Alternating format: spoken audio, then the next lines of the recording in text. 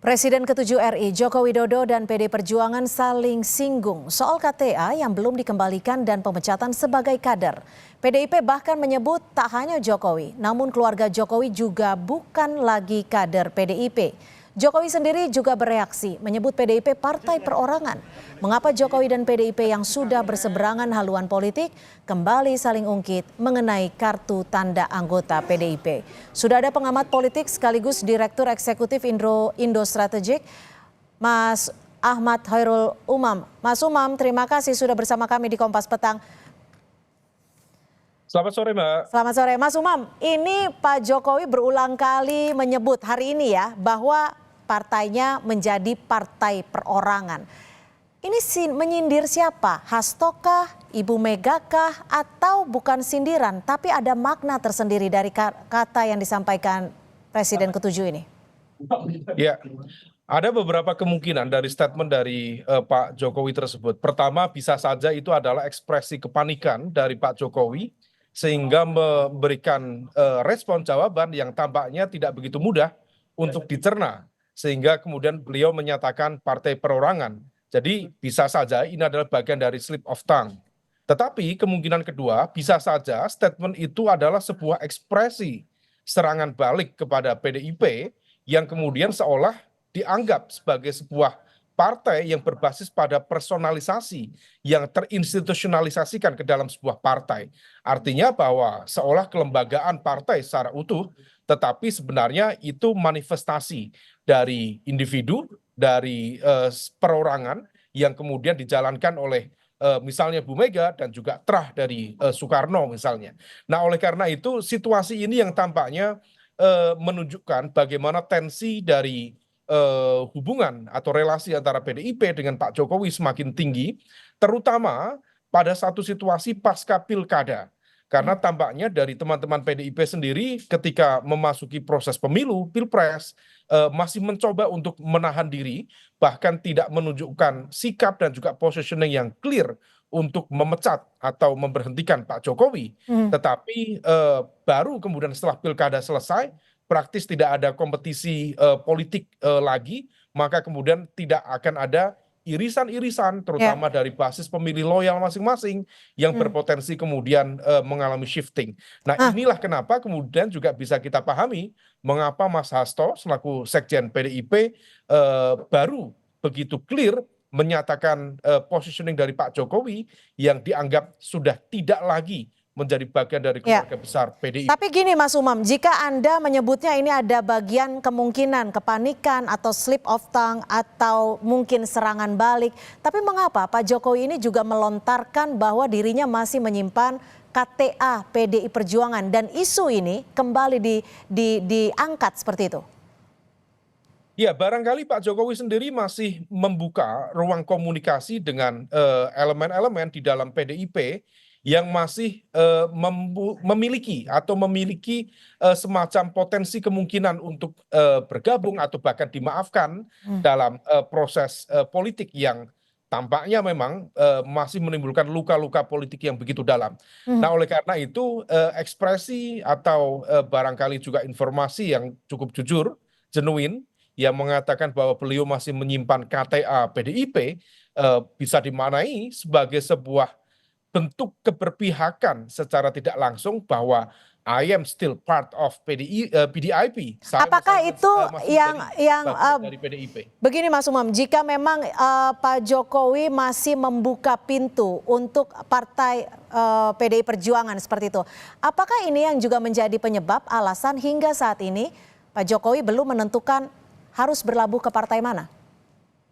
Iya, tampaknya memang demikian karena barangkali ada potensi kemungkinan dari elemen-elemen tertentu yang per hari ini juga masih berkomunikasi, let's say misalnya dengan Mbak Puan atau lingkar dekat Mbak Puan yang barangkali masih membuka ruang komunikasi yang baik dengan harapan ada proses pemaafan, ada proses let's say bagian dari naturalisasi kembali dalam tubuh PDIP, maka hal itu dilakukan.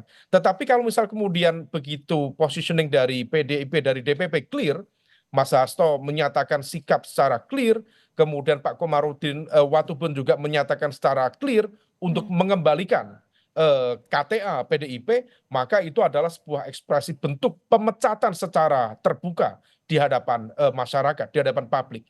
Maka kalau misal demikian, kita bisa memahami mengapa tampaknya Pak Jokowi masih mencoba untuk merawat harapan untuk tetap kembali ke PDIP. Tapi kalau misal demikian, saya yakin akan ada juga evaluasi cepat dari Pak Jokowi dan lingkar dekatnya untuk segera hijrah ke kekuatan politik lain. Oke. Karena dalam basis pertarungan kekuasaan, Oke. sistem proteksi yang paling kuat adalah tetap menjadi bagian dari kekuatan partai Tapi politik kalau dari yang hitung-hitungannya, memberikan, proteksi kepadanya.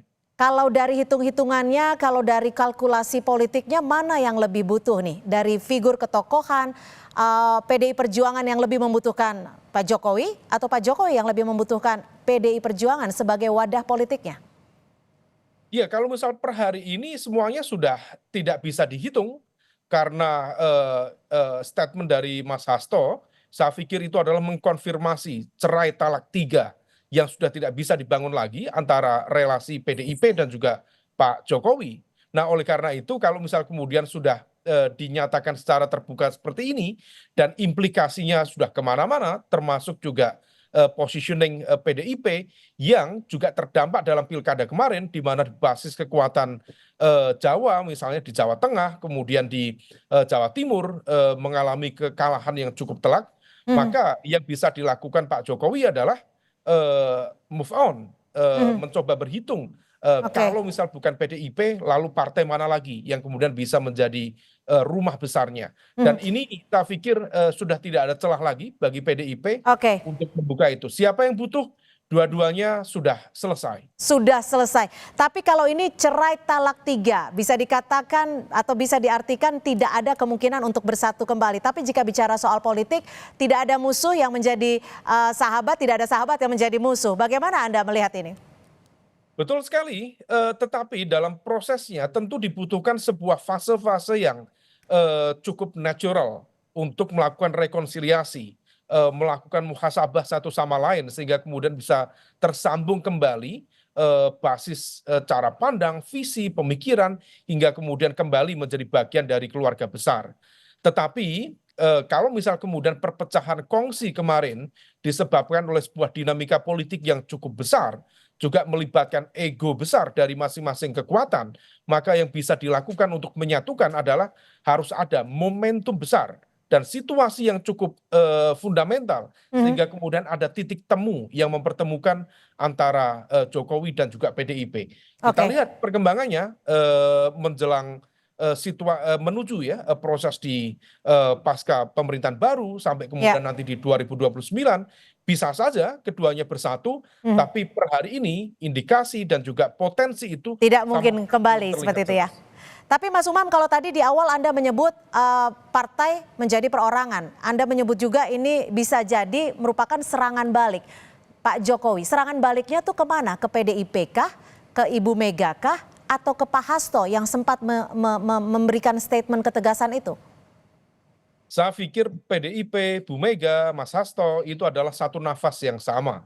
Jadi kalau misal memang jawaban dari Pak Jokowi itu diniatkan sebagai sebuah serangan balik terhadap karakter PDIP yang dianggap demokratis tapi kemudian menunjukkan dominasi perorangan misalnya, maka itu adalah serangan yang dialamatkan pada ya 3 elemen yang sama. Karena bagaimanapun juga tidak bisa memisahkan Bu Mega dengan PDIP atau Mas Hasto yang per hari ini juga masih berstatus sebagai sekjen DPP PDIP dan juga menjadi orang kepercayaan dari Bu Megawati Soekarno Putri selaku ketum PDIP itu sendiri. Baik, terima kasih Direktur Eksekutif Indo Strategik Mas Hoirul Umam sudah memberikan perspektif di Kompas Petang sore hari ini. Selamat sore. Sore, Mbak.